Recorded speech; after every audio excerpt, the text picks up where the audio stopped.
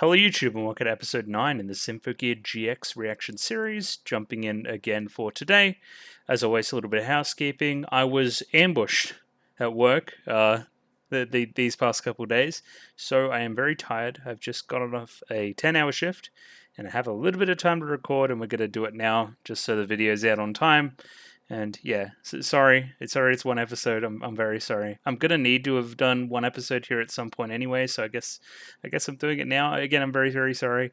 10 and 11, and then 12 and 13 next 2 weeks though. That should make sense. And then I don't know, cover the OVAs as well. Why not just chuck it in there at the end? But either way, I've got the comments up for this week, and we're going to have a little look quickly and just see what you guys had to say about episodes 7 and 8, which were two very similar ones, so I'll see if there's some ideas on that. First comment here by Bonnie. Yes, that's right, beach episode right off the bat. And yes, typical Symphogear fashion, ends in a crazy fight. And apparently this is the origin of the Mario mom meme, so we'll see if that continues. I guess she is kind of the eldest of the group and therefore by default the mom. Some justification for the Symphogear G and power levels and that kind of thing. Again, there's lots of stuff going on in G that balances out the playing field there, I guess. Bonnie suggests that we could have had another training montage a la Season 1 NG, something like a Genjiro running up that mountain. I remember that. But yeah, we had some fun slice of lifey stuff instead, which, as always, I'm going to love, so that's my shit. I want to blame anyone of you for feeling extreme tonal whiplash between this and episode 6. I think in that respect, my week in between kind of helped me through that, because if I didn't, then maybe I would have some conflicting opinions about Carol literally committing suicide and then we're going to the beach, hooray! And yeah, it definitely does feel OVA-y. Chris's transformation is no different. She's just wearing the swimsuit at the start of this one, so yeah. Just getting all my facts right there. Gotta watch out for sharks on the beach, such as ones named Gary with very sharp, pointy teeth, and water abilities and that kind of thing. And F's in chat for Gary, we'll never see her again. I doubt this. This one will come up a lot. I said, he seems like a nice guy, in response to Hibiki's dad, which just is not the case at all. He's a very bad guy. He's a very shitty guy. We do not like this guy. I should have given it more time. I don't feel like they emphasize this part enough, that he abandoned the kids. For me, it just seemed like some guy that's like, you know, just around and didn't really want to... He was saving his own skin rather than the other one. Like, which is fair enough, I think, anyway. You're not obligated to save everybody you meet, but it's just when you find out that he's related to Hibiki, it's very surprising considering their different approaches to that.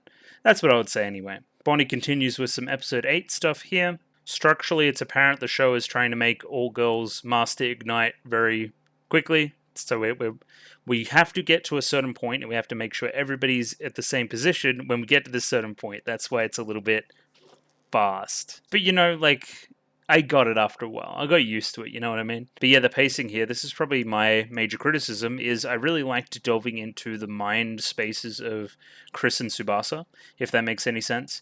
And we didn't really get that here. I thought these 2 episodes really could have used that. I meant to say that last week, but I didn't. Yeah, because that was the most interesting part about it back in episodes 5 and 6, right? When we did see these little flashbacks and then Tsubasa's pulling Chris out of... Yeah, you know what I mean? We didn't get much of that level of delving into, you know? And the stuff we did get was quite nice, but just not quite to that level. So Carol's back, had eyes on the inside the entire time. We're going to see if these eyes are just eyes or maybe hands as well. We'll see what Elf9 is up to there. Bamps with the reply here also saying that they hit you with the Carol's back, which is never going to be a surprise, by the way. That was very expected. But then they throw you another, like, reveal straight after. That's pretty clever, I think. Like, we know that you expected this part, but you didn't expect this, and I think they timed that pretty well. Vitaly Kuzmin back again, shedding at level Uppal, which is still just the worst. Lots of good reactions, apparently. Good chuckles as well. And apparently I need a me roasting Hibiki's dad compilation. I didn't even go in that hard. If he shows up again, I most certainly will, though. That guy sucks. Next comment here by Bamps pertaining to the pre-show and episode 7. So Alkanoids, they're kind of a side grade, but they're more vulnerable. And they don't self-destruct, so singular Alkanoids can kill more than one person. Okay, so normal noise would touch person and then noise would go away. Alkanoids don't work like this, but there are other drawbacks as well. There's lots of different stuff going on with the different variants of noise. Apparently we're saying Enui as Enwi? Enwi? Enui? It's hard. Ogawa being cool and seeing Farah when she's invisible, I thought that was pretty cool. Similar to how Kirika and Shirabe get seen in G very quickly by by Ogawa as well. He's good at that. And now with Carol dead, the true villain arrives. Top dad, Akira Tachibana. Okay. I'm really wondering the direction we're going to take this guy. Is he just going to be like an irredeemable piece of shit like the entire time? Because that would suck. I don't know. It's a really weird one. It is a really, really weird one. And then into some stuff about episode 8. Yeah, he sucks. He sucks real bad. We don't like the dad. And Bamps dives into this a little bit further here. The most beautiful thing about Top Dad, as we're calling him, I guess, is that he's such a mundane evil compared to somebody like a Fine, Ver, or even a Carol, right? Which are anime. They're very anime, right? They're very over the top. They're very dramatic. And we love them for that. Well, minus Ver, of course. You know my opinions there. This guy, yeah, he's just like, you could know this bloke. You know what I mean? And that makes it even worse. That makes it really, really personally relatable. Just like kind of a shit bloke. I know lots of shit blokes. And I think pitting Hibiki against a shitty person close to home, in contrast to all the other people she's defeated so far, is an interesting choice, I will say. And apparently there's an insane detail, but it's been a week, so I'll check the Discord again right now. Yeah, something about the lion and the bull, and Kirika and Shirabe, and some Sumerian myth, and it kind of going over my head a little bit. Anyway, I'm guessing you have to be on a certain level of Symphogear to get there, and I'm not quite there yet. Next comment here by Vought. Geez, the dad issue arcs are the worst thing about Symphogear in an otherwise awesome season. Oh well, it can only go up from here. I don't know about this. I think they're pretty fine. I guess it's a little bit on the nose, but that's a lot of Symphogear. I don't know why this in particular would be bad. I mean, personal taste and that kind of thing, I guess. But they're also glad that I'm noticing VA work some more. So yeah, I am. In a lot of different shows, I think. Yeah, Hibiki's VA is just so fucking good. She's so good. And everyone else is no slouch either, of course. Pencil Sharp here says, shows up, immediately abandons some children. What an introduction. Yeah, he's not a great bloke, now upon recollection. But either way, I didn't really internalize it as this. Anyway, you know what I mean. Ayako Nya also says, he seemed like a nice guy. This opinion aged like milk. Top dad. Yeah. I made the bad, I'm sorry. Next comment here by Kasogtha, promising that they'll get shorter. Let's see. Not too bad. Pretty long. Pretty long. But not terrible. I've seen worse. Yeah, we're doing a beach episode. It's all very obvious. Yeah, I could say that too. But yeah, they're all an even, they're all pretty happy to start the Ignite training. That's pretty nice. All the blade users go for scissors in the scissors paper rock fight. Didn't notice that, but sure. It's good to see Maria actually go berserk here. Helps reinforce that Ignite is not wholly a good thing. I liked this too. Again, if we're just gonna win every time, like, there's no stakes to any of it, right? Like, we need to watch the heroes stumble a couple of times to make the good stuff hit good. That's how it works. Most all Gear fans admit that one of its faults is an almost chronic inability to let things breathe. Side effect of the breakneck pace, and again, you take the good with the bad in this regard, right? I had my criticisms about Maria's stuff in episode 7. Was it 7? I believe it was 7. But we got through it quickly as a result. So say I wasn't liking that direction at all, it doesn't matter. It's done. You know what I mean? Like, we don't need to worry about it that much. There's lots of stuff going on with Gary, and then a lot of stuff going on with Mika later as well. Particularly like this, reference to Pon Pon Pon by I'm Not Even Gonna Try. But I know Pon Pon Pon, and now that you've said it, yeah, she kind of walks like the music video. That's kind of funny. I like that. Similar comments to Bamps here about Akira Tachibana. Again, using this word mundane, true to life. An everyday evil, the sort of person you may actually know in real life. Something you wouldn't expect out of Symphogear, and kind of a curveball. I think that's what makes it click for me, at least a little bit. Feels novel right now. Yeah, and on top of it all, not paying the bill, just piling on the hatred. I like it. A little correction maybe on the pacing here, so maybe introduce the dad earlier into the season and then doing the singing difficulties later, and then give the situation time to brew and give a little bit more context to the singing stuff. I could see that. Again, I don't know what we have to do for the rest of the season for if that would work. You know what I mean? Like, for all intents and purposes, we already have a season of content done in Symphogear right now, and there's 5 episodes left. So, like, that's just the way things go in this show, you know? So changing stuff like that, especially when we have to get to an endpoint by 13, is difficult. There's an environmental detail about the last few autoscorer attacks. Wonder if you've subconsciously noticed it. There was temples around. I noticed that. There's also crystals. So it's either temples or crystals. I'm pretty sure it's temples. So I don't know. Maybe I'm even wrong there, because the temple in episode 7 was really just kind of like already destroyed, and then Gary just kind of like showed up. It was weird. Maybe I'm completely off base there, but I thought it was temples anyway. And yeah, Kirika and Shirabe are gay. Tell me something I don't know. Next comment here by Seraph Armoros. Yeah, Hibiki keeps being oblivious to Miku accidentally confessing like all the time. I think that's pretty funny. Again, talking about Model K Linker, it was kind of a thing that we gave to Kirika and Shirabe and wasn't used yet, so keeping an eye on that as well. And Seraph Armoros kind of theorizes that Shirabe wanted to apologize to Hibiki for calling her a hypocrite because she didn't realize the responsibility of saving people at that point, which kind of tied into a lot of what we learned with Kirika and Shirabe in episode 8. So that would make a lot of sense, the realization of that level of responsibility, and then looking back at my past actions and thinking that they were kind of stupid, which they kind of were. We're going to keep going with Franny Face here. Hello, Franny Face. The concerts, rewatching them, yeah, still on track to do that.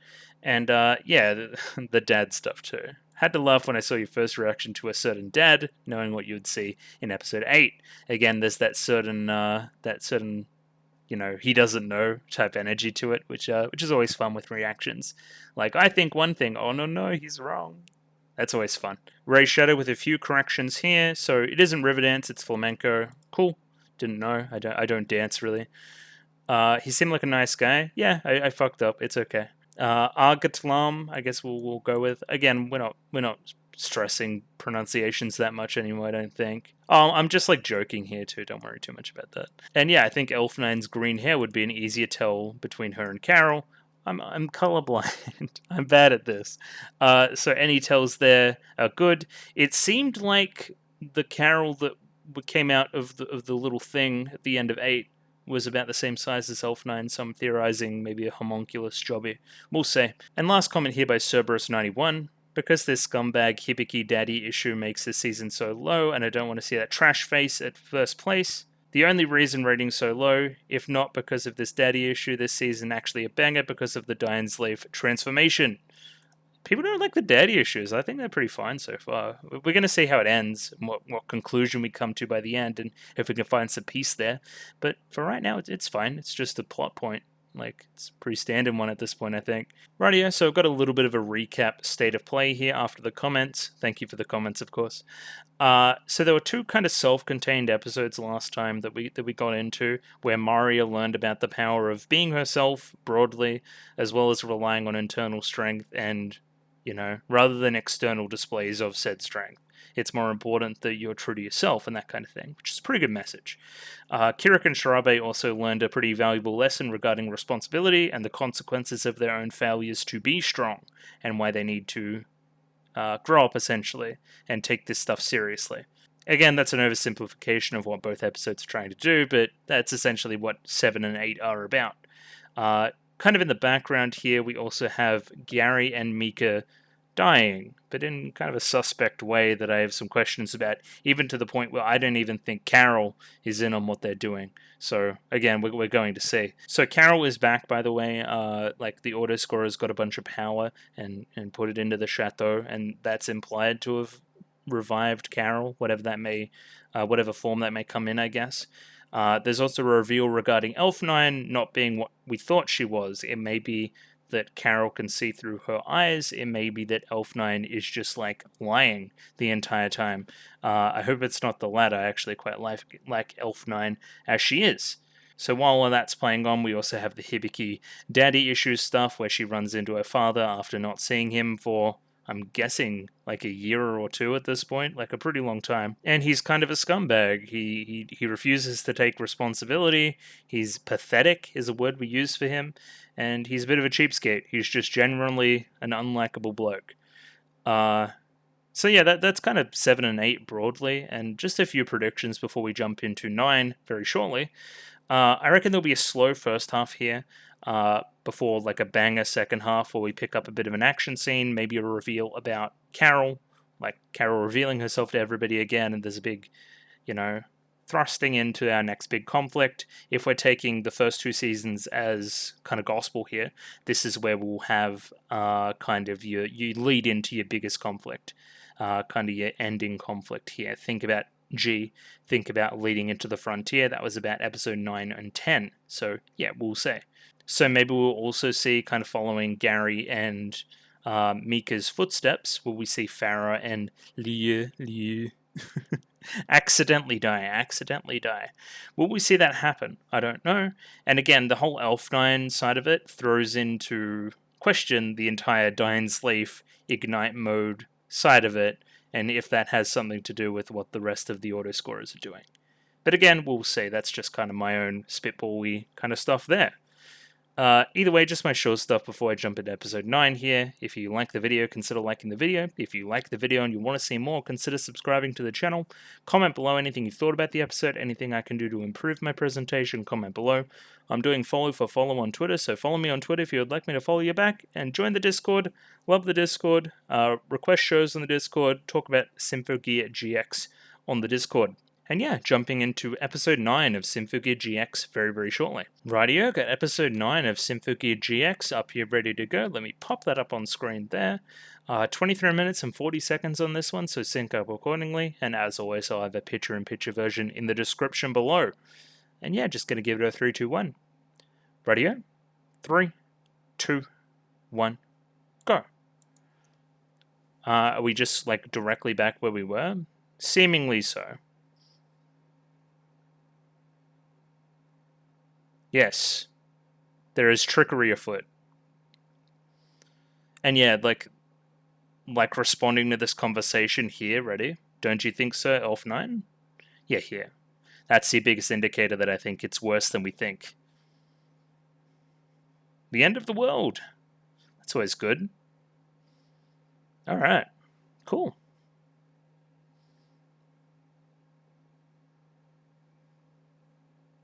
If you wanted some insight into how raw this recording session is, I'm still in my work pants right now. That would never happen.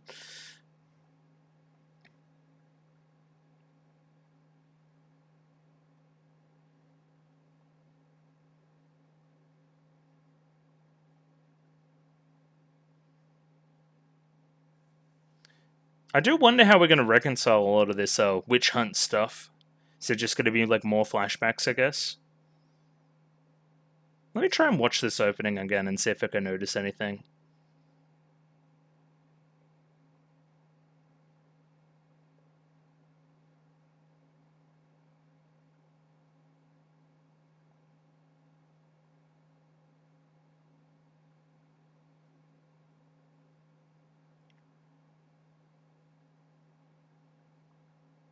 I haven't seen any changes in the opening yet either.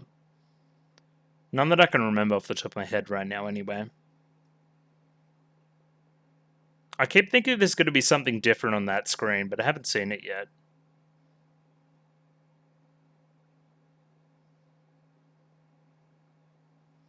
What was freaking Tsubasa doing there? That was crazy. Okay. Yeah, everyone's ready for battle. Alright, where are we now? Oh, back with Carol. The middle of a dream. Middo? Oh. Last spare body. So you have your like memories backed up somewhere? Oh. That's pretty bad.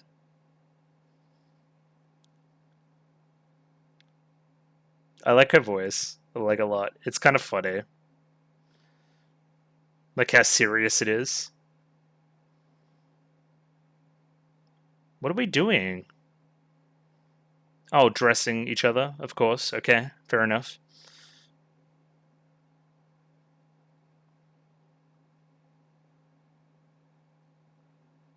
Incoming call from who? No. Reject. Yeah, I don't want to answer that. I'd block that number. That look. Okay, that's nice, but it still seems like you're not really taking it very seriously. Especially that look with the shadow. Okay, we're gonna go talk to our old mate. It's been 10 years. Yeah, this guy seemed like a big meanie as well.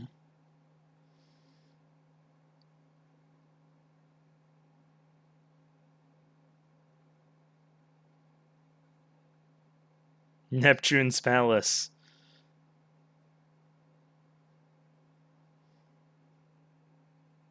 Underwater base?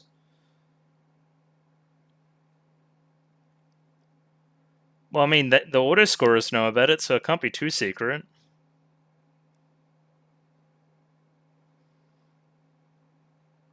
It's underwater. How are you going to do that?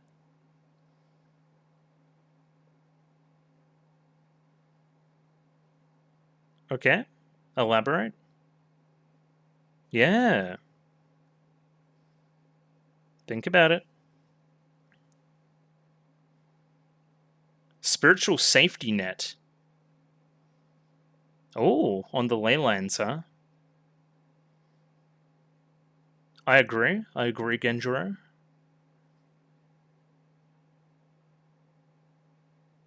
I think that's possible as well. How do you strike? I guess you wait for them. But again, Carol's seeing this through Elfenine, right? Okay. Time to have a look at Dad. I bet he's going to be nice.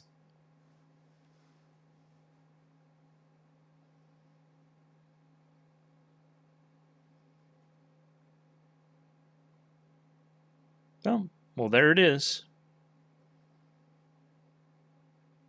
Tsubasa's also hanging out with Maria again.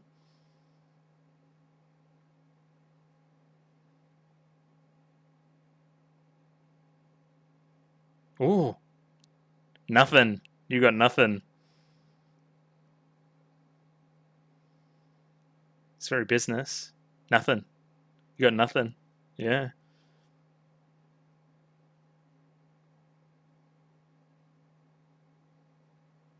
But he seemed like an asshole. Damn.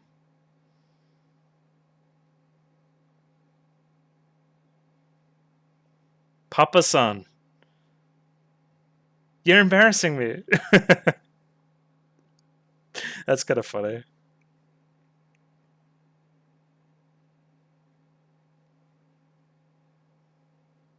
Okay, that was just out of nowhere.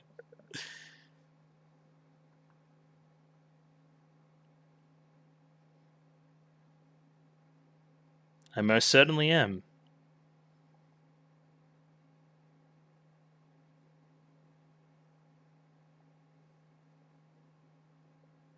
Okay, bunch of boys.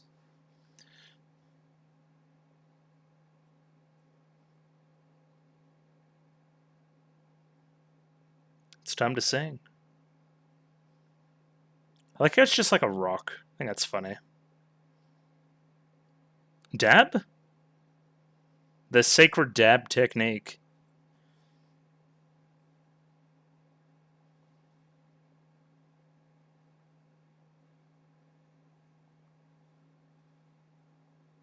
It's got mad shin pads on that thing.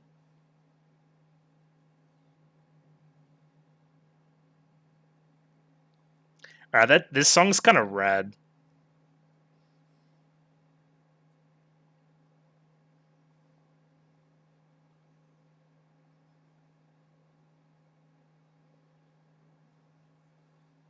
The drama of the singing.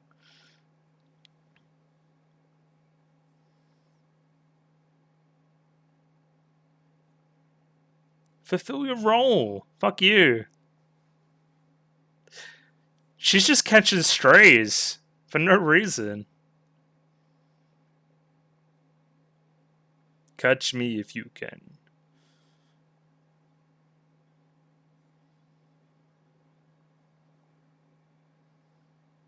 Gotta love a blue flash. Blue flash takes me back.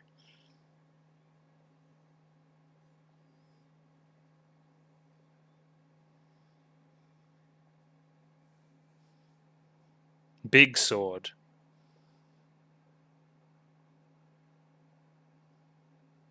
Yeah, that happened already. I remember. Is your relic gone again? Oh god, that's actually really bad.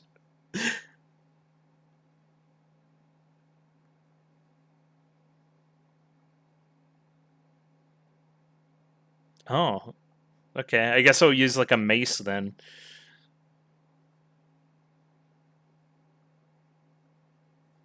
It just beats up swords. How about my whip? Oh, okay, we won.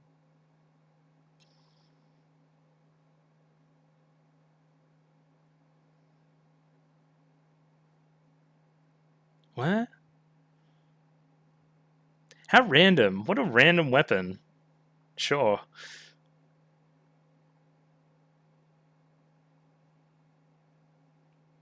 Yeah, she's kind of getting destroyed.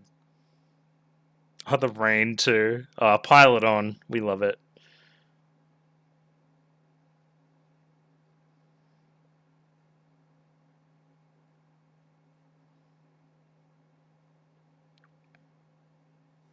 Yep.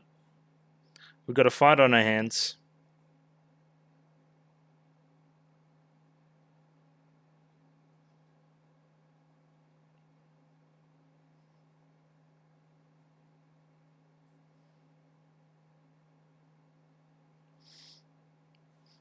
Okay.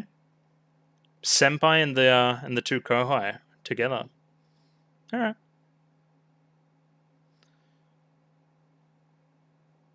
It is. Lots of des. Always des. Never not des.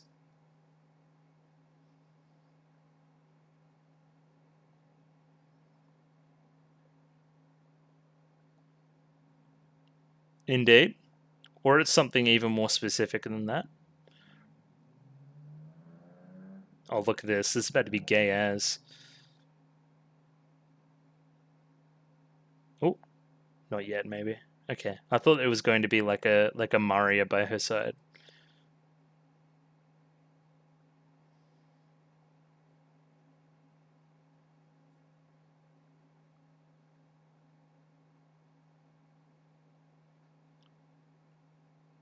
Like how the shadow. I don't want to talk to that bloke.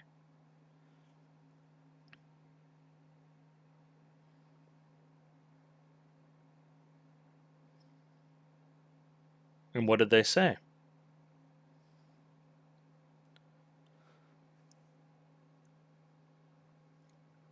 I was going to ask what that term was, yeah.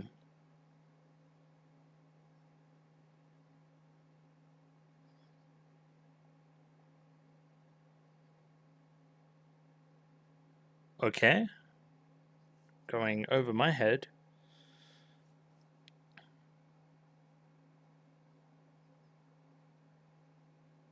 Okay.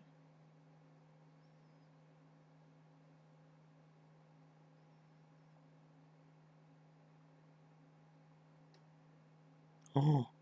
Some amount of empathy. Then leave. Leave my house.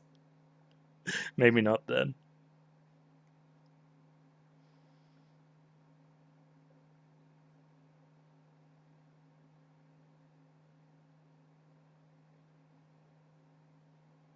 She's so she just puts herself in.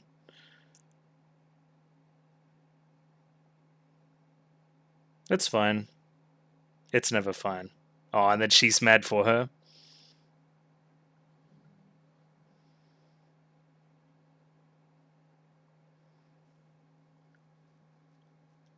Okay, this will be interesting. No, that's just what my room looks like. Oh, it's exactly how she left it. Oh, look at this.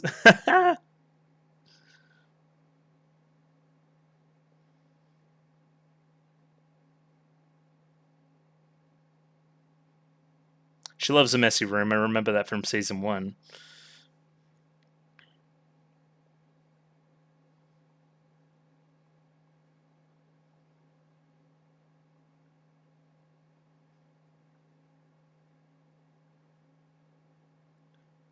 Yeah.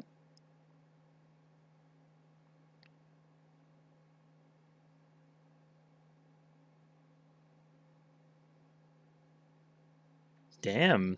That's a lot of responsibility on, like, a child.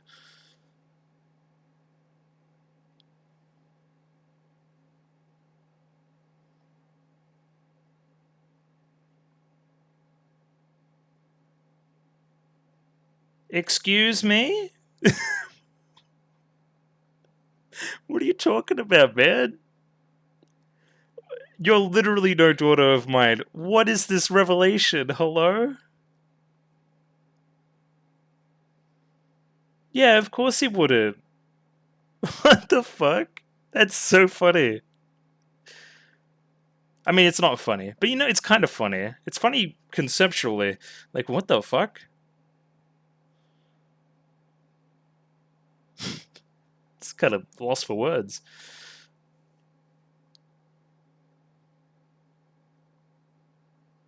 That one. What?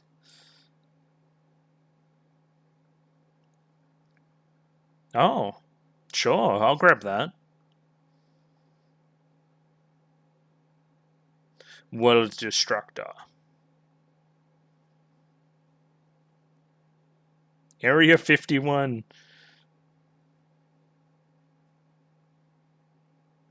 Why are you back? I forgot my phone. Oh, this is, oh god, it's the same structure. Oh god, why am I only realizing that now?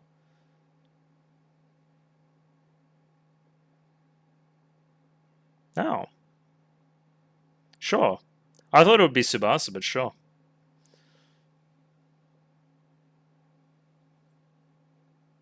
Yes, indeed. It's me with my new relic. Argatalam. I'm gonna try. It just never doesn't roll off the tongue right. She is cool, though.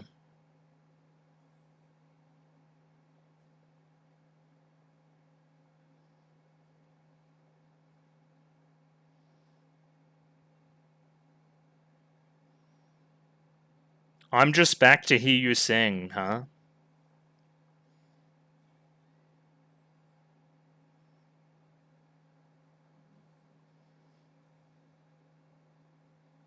Oh. Well, Mario's gone.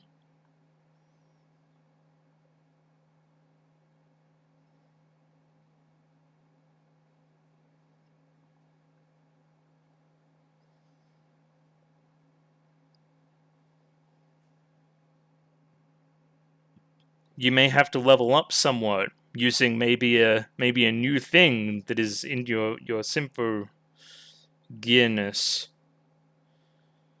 Oh, she got it. Yeah, we lost. Okay, sup. There's a lot going on. Okay, but I turned out I was just jobbing the whole time.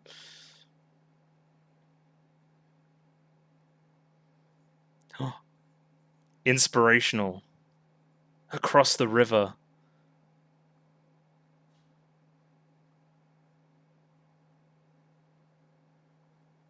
Oh, I like that line though.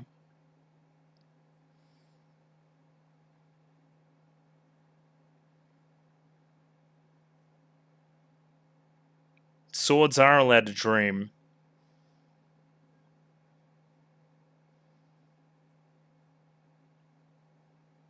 Oh shit.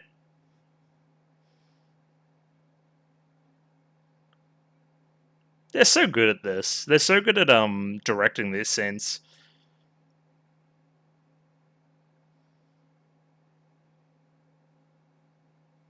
Ooh. He separated the toolness from the rest. I'm not really daddy, but I am your daddy. I love it. Oh, he's such a tsundere too. Look at him go.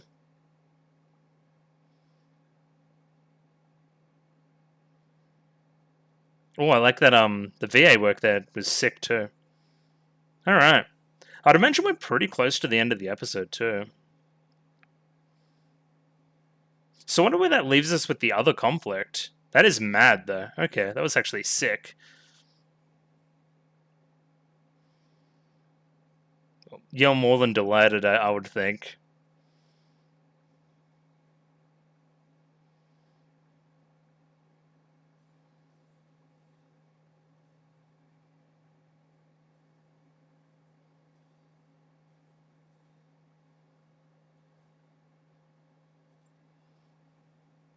Shoot her with every gun. Why didn't you put him in the murderous wheel again? That thing was pretty cool. Extreme Sigma style. Oh. No, I needed that for my job.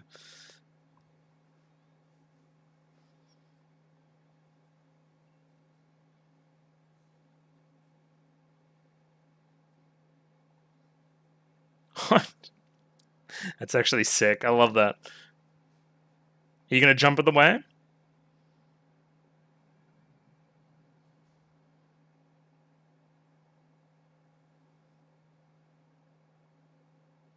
Ah, of course. Swords can't beat me.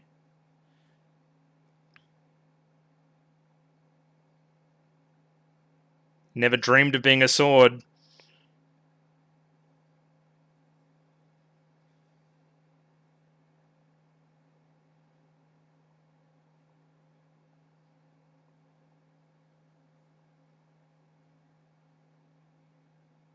What are they?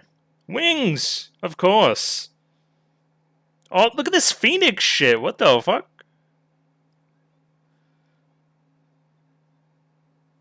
She's going out of control. The sound effect.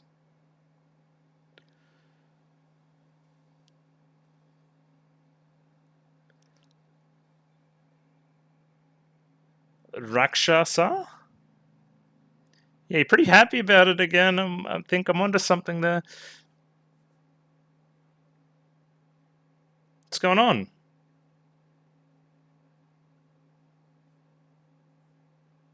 The fuck am I looking at?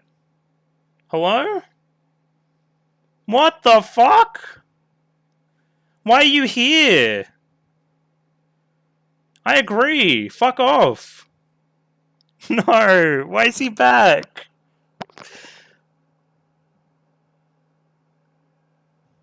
Despair. We should have killed him when we had the chance, man. Fuck. Alright, that episode was crazy. I loved it. That was so much better. There was so much more going on there. Oh, again, it's just so fast, though.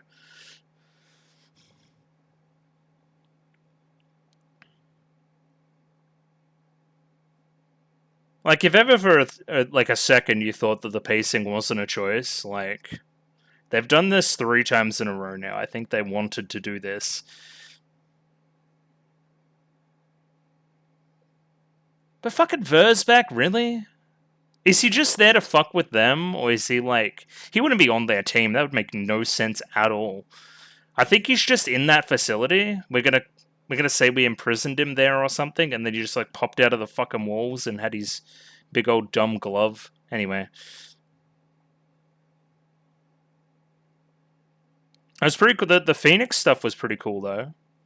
The swords turning into wings, like, that's literally the metaphor. That was pretty good. No Hibiki, though. Not a lot of Hibiki at all. Interesting. Yeah, I'm relatively satisfied with that episode for just the one, too, which is pretty good. Oh, post-credit as well. Lots of calls from the dad.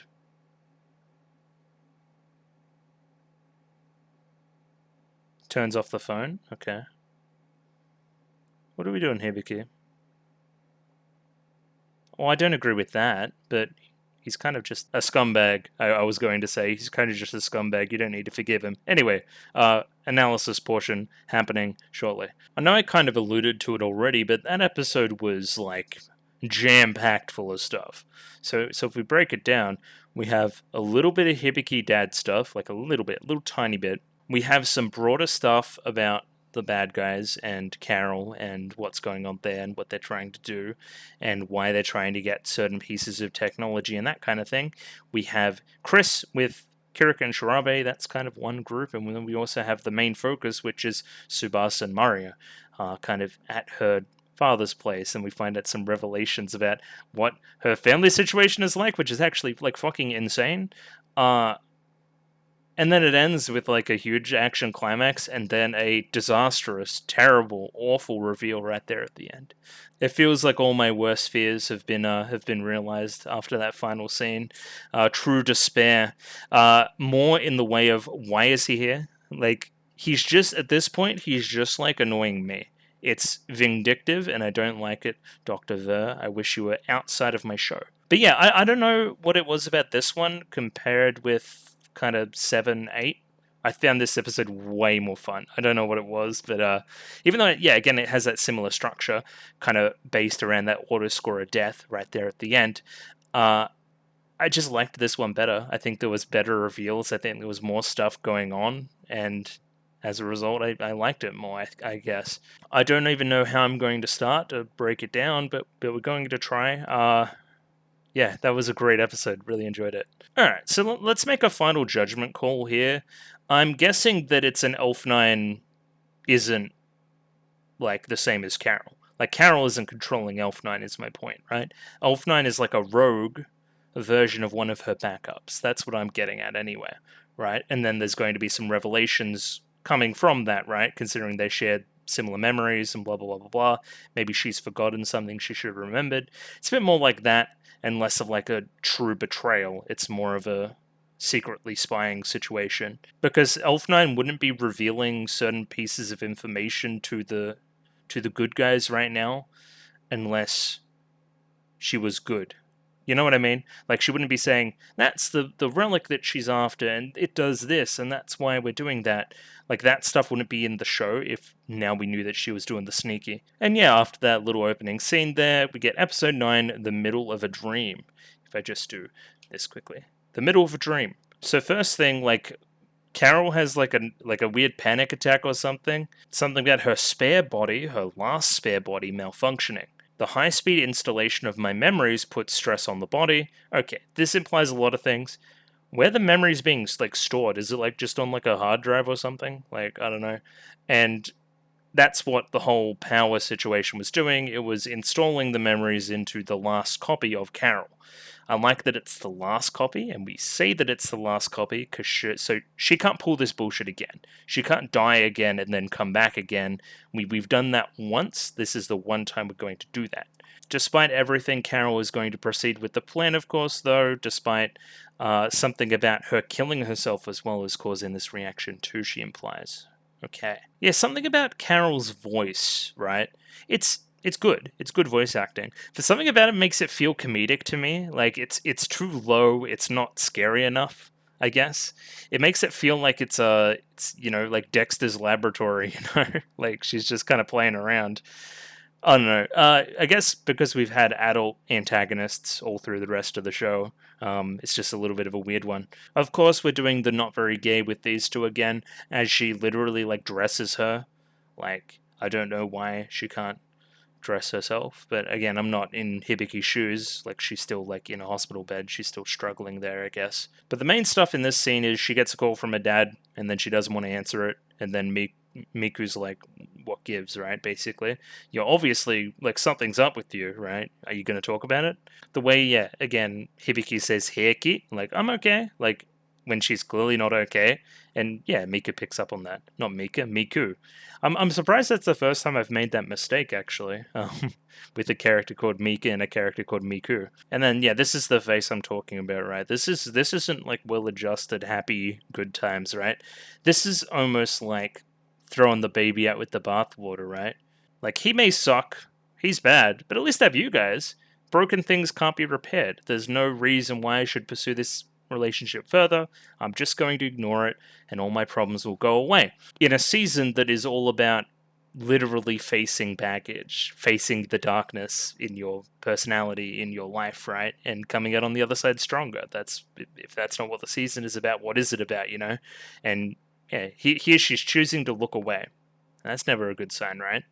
Think about Tsubasa. She essentially chose to look away as well, right? Didn't look to what her father was actually doing and his actual intentions. Kind of a similar reflection there, and then coming to her senses by the end. I'm liking that that's essentially the theme we're going with a lot of the characters, is that, you know, embrace the dark parts of your life and come out on the other side better. So we jump into everything very, very quickly. So we've introduced auto-scorer stuff, then Hibiki stuff, then straight into the Kazanari mansion, I guess.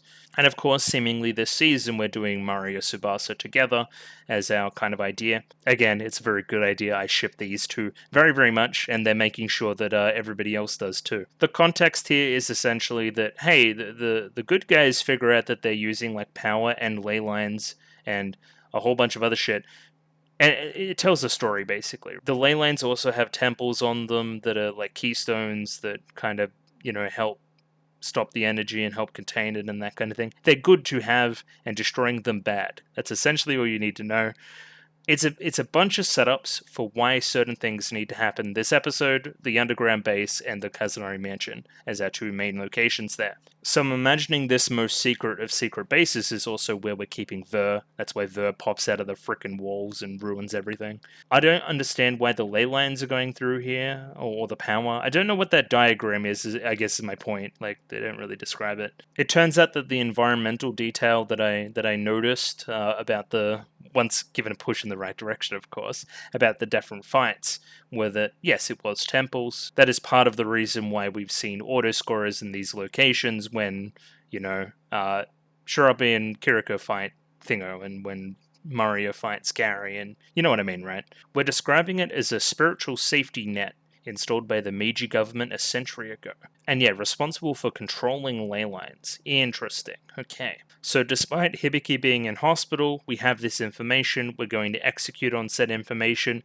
We know that it's a high likelihood that they're going to target this kind of keystone ley line area at the Kazanari mansion, and we also know that they're ultimately after whatever's in that underground base. I do like how this scene here is recontextualized, so talks to Shinji, talks to Mario, doesn't talk to Tsubasa, doesn't want to involve Tsubasa again with all the family shit.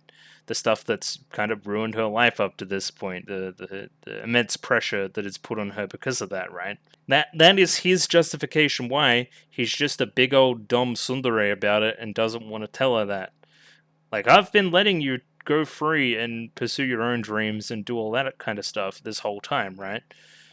I've just been doing it in a roundabout way because I'm bad at communicating, basically. Like, I guess it works. It works, I guess.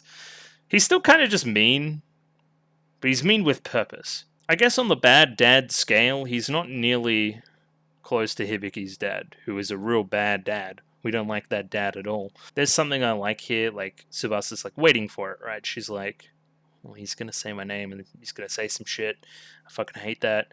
Oh my god, like getting nervous, and then nothing at all. That's kind of even worse in a way, right? Oh my god, we're gonna butcher this too. Anenerb's mysticism department? Anenerb. Either way, whatever that word means. They mentioned later, specifically, German thing that help with development of Symphogears. wondering if we're going to dive into that at some point. Seems like a crucial part of the lore that you wouldn't introduce for no reason. Yeah, this line here, right? Even without you, the House of Kazunari stands firm. Like, this isn't meant to be like you aren't needed here. It's meant to be like, you aren't needed here. It's fine. We got this. You don't need to do your kind of birthright role and lead this house, right? We're going to let you go and do your own thing. He's a bad communicator. He's like really bad. And then Mario just absolutely like full on embarrasses her, like, how dare you speak to her that way? Blah blah blah blah, like all that shit. You know what I mean? Like it's fine, it's fine, it's fine. You know, you ever have those friends like that are like, no, it's not fine, blah blah, and they go too hard, like they bat too hard for you. It's kind of funny. I like this interaction. It's also very very shippy between these two. Like Mario, it's fine, stop embarrassing me, please. And then just completely out of it, like Farrah's just here. I like that we just cut to the chase. None of this bullshit. What are we, like 6 minutes in? Just fuck it. She's here. Let's fight. Of course, Ogawa was the first one to notice when she showed up as well, kind of building off of what he saw before when she was invisible. So Farrah puts down a bunch of alkanoids and we're going to fight. I don't know why I didn't pick it up now. This is very obviously the same structure as the last couple of episodes, just with Tsubasa. I didn't pick it up until the very end when she showed up, like, for the second time, and then I'm like, oh, I know what we're getting into here. I don't believe we've gotten Tsubasa transformation sequence yet, but here it is. I'm very bad at remembering things. I don't know if you've noticed. She does dab, but other than that, it's pretty standard fare. I did like this one. I think the music lead-in for her song is very cool. Tsubasa's just very cool. Like, I don't know what else to say about it. I believe we've heard this song before, but I will go check quickly. So yeah, this was the scene I was thinking about, right, where it first showed up. There was also the transformation sequence before this as well, so that wasn't new. These lyrics are seemingly different. Okay. And it's funny going back to this episode, it's the same three characters fighting as well. I don't know why I didn't pick that up during the moment this episode as well. Seemingly this is the relationship, right? If we want to talk in that similar way, we have Liu and Chris and Kirika and Shirabe. They were the same fight in this episode as well. Okay, that's kind of reflecting. I like that. Either way, what that means is I'm reading the lyrics here. Distantly I hear the demons howl their last at the moon. My own fangs sing together with them. It's funny, seemingly we always just like throw a bunch of noise in when we want like somebody to make the characters look cool, essentially. A little bit of cannon fodder to just let them go at it, essentially. The dad hits her with the stray here with the fulfill your role, and then yeah, oh no, I have to fulfill my role, no. He means well, I swear. You just find out later. When I die, I will accept it like Nobunaga. Am I different from the beasts? Will I break from the rust? Again, talking to a lot of this sword stuff, metal, rust, beasts. Am I any different from that? Is there any separation here? I've actually paused it on a funny looking frame, actually. Look how tall she is. Look how thin her waist is. She's made a silly string. My doubts and my confusion never ends, but for now I will mercy kill evil. Death to the wicked, the shining fangs of hungry wolves are like a cursed double-edged blade. They know it and still sink in their bloody teeth. Yeah, lots of wolf stuff here too. Kind of like almost like a nocturnal vibe to the song. I don't know. I guess that'll fit a lot better in like the Ignite version later in the episode. Alright, anyway, she tries to kick this giant sword down, but oh no, it's a sword, and I've got like sword destroying powers if you didn't remember. And again, there's the whole thing with Tsubasa and the sword. That's been her whole metaphor for her character so far, right? And the separation between the sword and everything else, right? I am just a sword. No, I am more than a sword. No, I'm just a sword. You know what I mean? Right now, because of her dad's words and the way she's feeling right now and a bunch of other things, right? She felt like her role right now in the scene was just to be a sword, thus was quickly defeated. As soon as she expands beyond that, again with the help of the Ignite mode, again facing your fears more than anything else, especially after episode 6 where she couldn't do that, where the fears got hold of her. Think about the kind of the Kanade image, right? Of her kind of made of paper, like cut, you know? A sword cannot touch, a sword cannot embrace. And this is her getting to the other side of that with the help of Mario. Okay, there's quite a bit here, you know what I mean? Like, it's only natural that you're the sword breaker and then you're in conflict with Tsubasa, and then eventually when she attains the Ignite juice, like character growthness, she is able to defeat you. That just makes sense. It's like very, very structured storytelling. I didn't really get this as well, but Argatlam is also a sword. Again, can't say it. But it's also like a whip that also shoots things. Again, it's a lot of different things, right? Hence why Mario can't help in this situation. It is Tsubasa's cross to bear. In the kind of crossfire, she destroys the keystone as well, which I thought was quite funny. The idea of a conceptual weapon is cool. It's a little bit ridiculous, but it is very cool. Just like... it's very fourth grade, like, nah, but mine's better, you know? It can just destroy anything that'll kill it, you know? But it's better, but it actually killed it. You know what I mean? Like, it's so playground. I think it's pretty funny. And if that wasn't enough, it starts to rain as well. This is clearly the low point. Like, if it wasn't obvious, this is clearly, like, the bad has happened. So yeah, they were also infiltrating both locations at the same time. We see that Leah and Carol are both at the Neptune's Pride. What was this place called again? The underwater base. You know the one I'm talking about. Undoubtedly, they're laying a trap for us, but we can't afford to ignore them. We're going to send you 3 girls in. Yeah, and that's our ad break, which is a earlier one. That kind of threw me off, where I'm like, the episode has this much time left, and it had more than I thought. Neptune's Palace is what we're calling it. Okay. It's so, it's kind of lame, but I love it. Neptune's Palace, huh? Okay. Like, I thought you would call it, like, I thought it was like a prison or something, somewhere where we're hiding things. I didn't think we'd call it something that lavish, I guess. She hits that death twice in, like, 2 seconds. That's a lot of deaths all at once. So Karen wants her to destroy the world. She must be after relics in there. We later learned the name of the relic that she wants, which lets her control machines, and then that links into the Chateau and what they're doing. And again, Elf9's onto something that we're not onto yet. So I was fully expecting, like, Maria to be, like, by her bedside, like, putting cold wash on her head and all those kind of things, right? But I think the way they do it as well, it's got a lot of charm to it too. It's less obvious, but she's standing outside. She's giving her space, but she's still making sure she's okay. I like it. Also, again, I'll pause on the silhouette, like here. Like, what a shot. This is just fantastic filmmaking. It's somehow just enough of her looking after her, you know? Also, there was a line in the middle there where she explicitly says, I abandoned one dream and couldn't even stand my ground, essentially. I gave up my Tony Glazer themed fun ride over being an idol and doing all that stuff, right? To do this, and I still can't do it, right? I sacrificed it all when I wasn't good enough. Are we calling it Al-Nenabe, like the Japanese reading, or is it Nerb, like a more romantic language? Either way, yeah, German government research organization closely involved in development of Symphogear. This is clearly where the story is going at one point, you would think, right? I don't know why else you would say this. Yeah, just some lore drop about the red particles, the prima materia. I guess it implies that because Carol is an alchemist, she wants to reconstruct the world and then...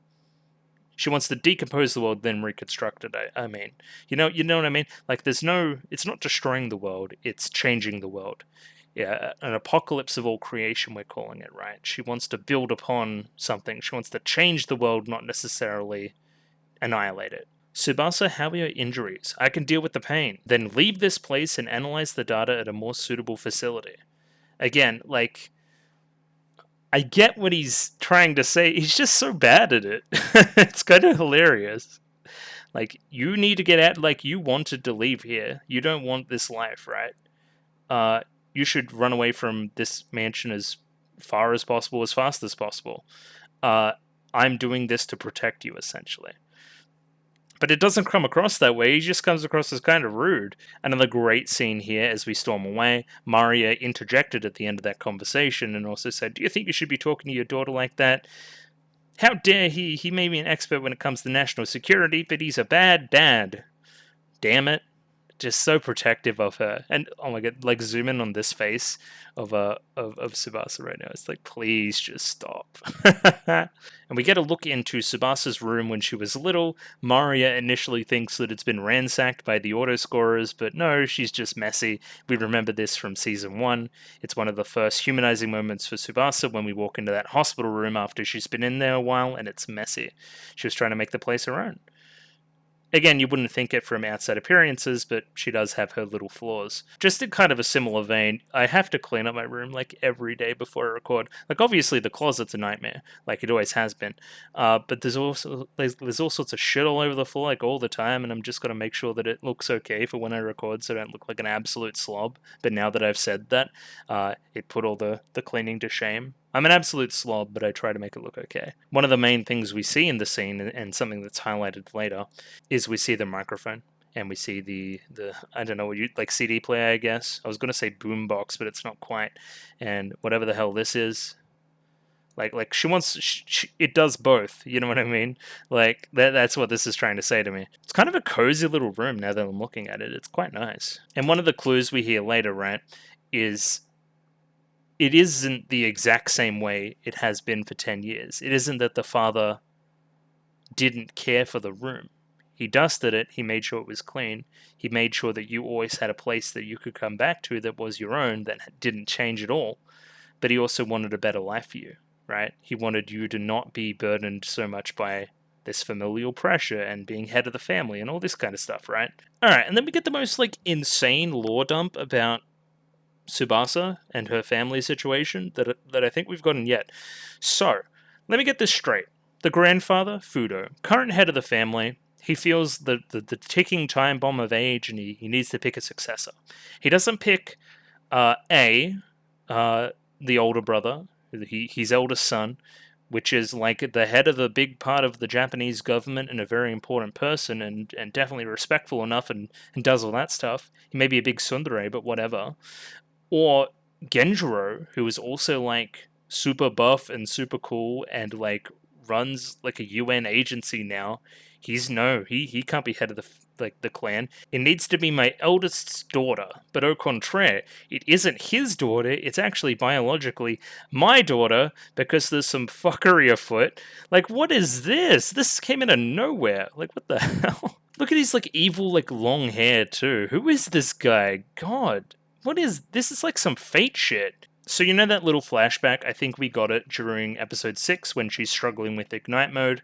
You are not my daughter. I'm disowning you and doing all that kind of stuff, right? It's literally because it's not his daughter.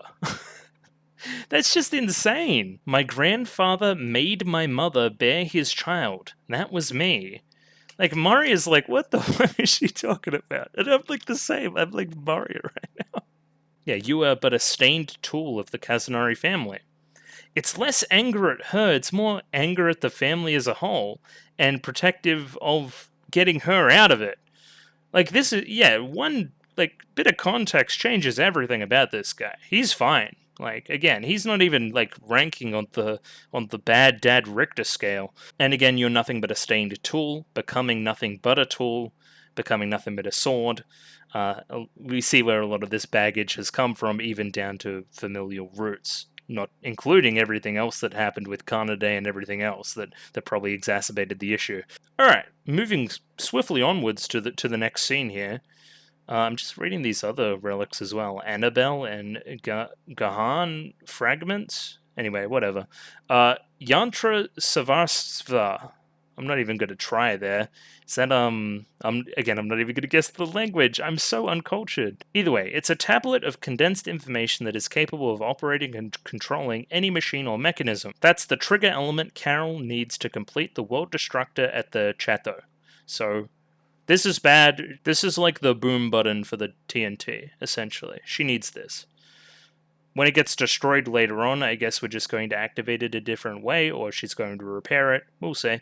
Alright, so we learn about that. We send Chris' team to go find whatever Carol's looking for, blah, blah, blah, blah, blah. As that's happening, bam! Farah's back, by the way, and this is when it all clicks for me during the reaction. I'm like, oh, so Farah's going to die here, essentially. That's what I think. And we're essentially copying that same structure from the last couple of episodes. Mari is the first one to spring into action here. We see her transformation sequence into the Agatlam Symphogear. Again, I'm struggling with that name. Serena's Symphogear. We're just going to call it that, I guess. And she gets a original song here, I believe. I don't know if we've heard this before. Again, I'm really bad at this. Okay, no. Turns out that I have the power to go back and check, and this is seemingly the same song that I've heard already. Does she sing a different one at the climax of this episode? It's same melody, different lyrics. Okay, when she's in Ignite mode. Okay. Either way, great VA work in this battle here back in episode 9 now. Kind of the yelling right on the slash. And yeah, it gives them an Empress Rebellion. Okay. But this scene very short-lived, as we saw previous in the episode. Farah is very easily dispatching of anything that considers itself a sword. But yeah, that's when Tsubasa says, I am a sword, I'm gonna cut you to pieces. Like, didn't you listen to the rest of the episode? You can't do that. You're gonna die. Like, she starts to fall apart and break. Like, that's literally... This is bad end. Don't do this. I do like how all the bad things in these different segments are happening at the same time. We notice that Carol has this relic the same time that Tsubasa is struggling with her belief in her swordship and all that jazz, when Farah has the upper hand. I gave up my dream, placing my pride in my combat skills. But how utterly powerless can I be? Oh, but we need some motivation, do we? So both Maria and Ogawa both say Tsubasa, but the Tsubasa that gets her attention is from her father. Sing Tsubasa, the father telling her to sing. This is probably the first time we've even seen something like this, right? This is probably something that the father personally believed about Tsubasa, but this is the first time he's vocalizing it to her. Again, Tsubasa's like, if I can be neither tool nor sword of the Kazunari clan, then what use am I? Blah, blah, blah, blah. You needn't be either. Don't ever be afraid to hold on to your dreams, pursue your career in music, do all that kind of stuff. Do not solely focus on being a tool, a sword. And that being either a tool of the Kazunari family, or a sword merely meant for combat use with no other function. This is when Maria brings the inspirational content. Like I explained before, he cleaned the room. He kept it the same way. He clearly has affection for you. He just displays it in a weird way. I praised during the reaction that there's really good pacing here. The music hits the right beats at the right moments. We pull out the ignite right at the right moment as well.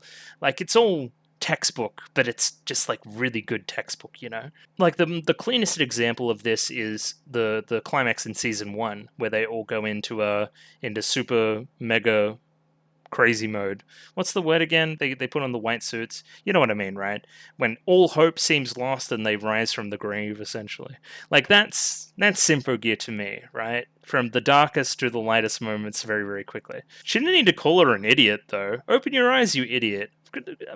I'm obviously close to the situation, probably too close to take a real look at my relationship with my father. Thanks either way, though. Did he distance the Kazunari family from me so that I could follow my dreams? Yes. You don't need to be head of the family anymore and do all that weird, like, birthright shit. You clearly like music. Go off and pursue it. Go off and pursue anything. Go off and pursue this as well, what you're doing right now. He's clearly proud of you. But he's a big old tsundere about it. He's grown on me a lot. Just like, he's so bad at this. And the emphasis that Tsubasa put on that, like, ignite mode, blah blah blah, you know what I mean? Like, just hits good. Just good stuff all round, I think. I don't know I guess the stakes are higher here because I care more about Tsubasa's family stuff and her history and everything else, right? Her swordness and that whole arc, more than I care about Kirika and Shirabe's responsibility as characters. And that's just a benefit of time and increased, like, focus on it, I guess. I guess that's why this is hitting harder. I also think it's executed better. Like, we hit those low moments and those high moments at better times, and they're both subsequently lower and higher. We get some pretty sick animation as Tsubasa transforms here. Not really this stuff, that's a bit goofy, but I digress. We're going to read these lyrics here, clearly important to what's going on. I close my eyes and put my mind to rest. I put my life into the scabbard. Stops being a sword. Put sword away, I guess. Sleep now, star of the show. They can behead me, call me a demon. I won't be torn apart, will wear the irons of fate. I never trusted in the past to give birth to today. Sure. Again, this is less specific than I probably wanted, but metaphorically it kind of gets there. Subsequently, we've also got this side of the battle going on. We have Chris fighting Carol and Leah. Again, it's kind of a 3v2 here until the very end, but we'll get to it. And Chris eventually gets the upper hand, kind of mirroring this heroic moment for Tsubasa. I needed a voice like yours to push me forward. Kindness, tears, I used to dismiss it all as weakness. As we see Extreme Sigma style happening from Shirabe here. This is probably speaking a little bit truer to what's going on. And again, the push probably from Maria, I'd be guessing. I didn't notice this during the reaction, but kind of Carol glitches a little bit. That's why she drops her shield. That's why this piece of technology is severed for now. Clearly, again, it's probably still residuals from what we saw at the very start of the episode when she fell over, kind of transition into that last body, the lingering effects of killing yourself, a lot of different stuff, right? Perhaps I will perish today, but then tomorrow I can sing as only a human being can. Now I understand that the battlefield is not my only stage. This now is the song I've always wanted you to hear echoing through the sky. Again, this is a little bit more relevant to Tsubasa's character arc for sure. Again, talking of the stage, the song, as opposed to the sword. And yeah, this is the last line here, I think. I am a sentinel sworn to protect dreams. Again, she's always been that sentinel, that sword, but to protect dreams. It's the combination of the two sides that you thought were in conflict actually doing the same thing. They're working the same way. If that's not taking your personal baggage and using it for your betterment, then I don't know what is. Either way, Farah's like, this is the final moment.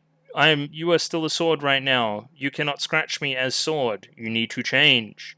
And change she does. So this whole time I was wondering how this was going to manifest. Of course, I know how the end of this scene is going to happen. Farah's going to die, and she's going to be really happy about it, and it's going to be really sus.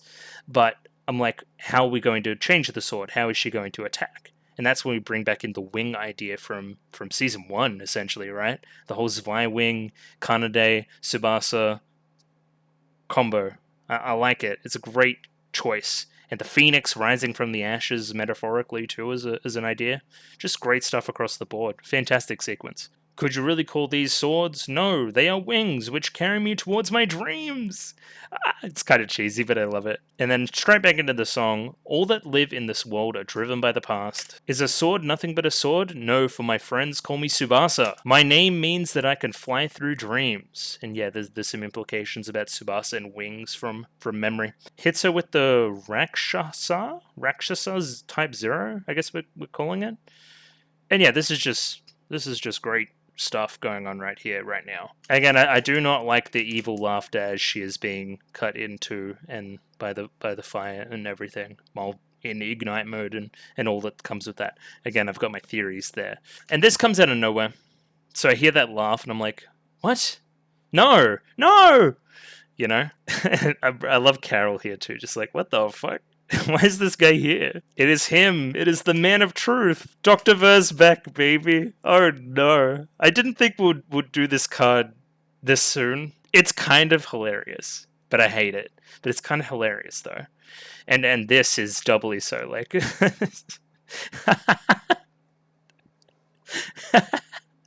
she's like, what?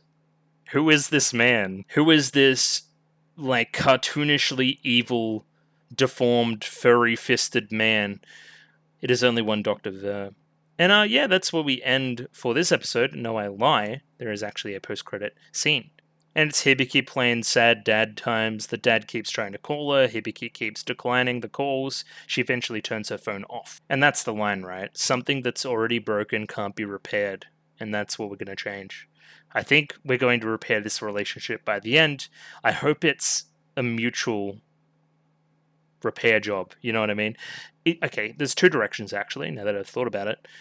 You can go the direction where he makes great steps to become a better person again and wants to be in her life and wants to do this the right way. And we go that route, and that's all well and good, and they meet halfway and do that kind of thing.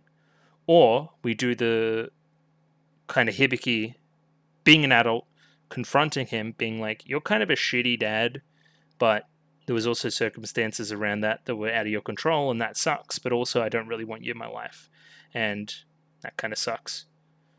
I mean, we could still talk, but I don't want to, I don't want you around every Christmas and that kind of thing, I would imagine in a Symphogear type show we're going option 1 rather than 2, even though 2 may be a little bit more realistic, because people don't change like that much in real life. And yeah, that's it. That's episode 9 of Symphogear GX, and it was an absolute banger.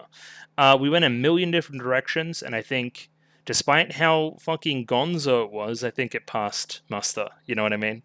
Like, it's just good, entertaining fiction at a certain point, and I don't really care how ridiculously we jump the shark and all that. But yeah, I've gotten most of what I wanted to say out of the way already. Yeah, good. Looking forward to more. I would imagine we're just going to continue directly from where we left off as well, but again, we can only see that in the future. But this was actually a really good episode. I'm pleasantly surprised. It's really good. Either way, sorry for one episode this week, but I don't know if you noticed, I'm kind of tired. I'm running on fumes at the moment, and we got to get up early for work tomorrow anyway, and I got to edit the video. Anyway, all inside baseball stuff. You'll get the same amount of Symphogear in the same amount of time in like 3 weeks' time. You know what I mean? Anyway, show stuff. If you like the video, consider liking the video. If you like the video and you want to see more, consider subscribing to the channel.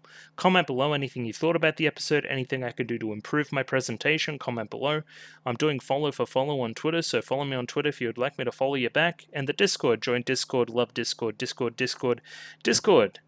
And yeah, I'll catch you next week for 2 more episodes of Symphogear GX, and hope they're just as good as this one. Yeah, I'll catch you guys later. Thank you very much.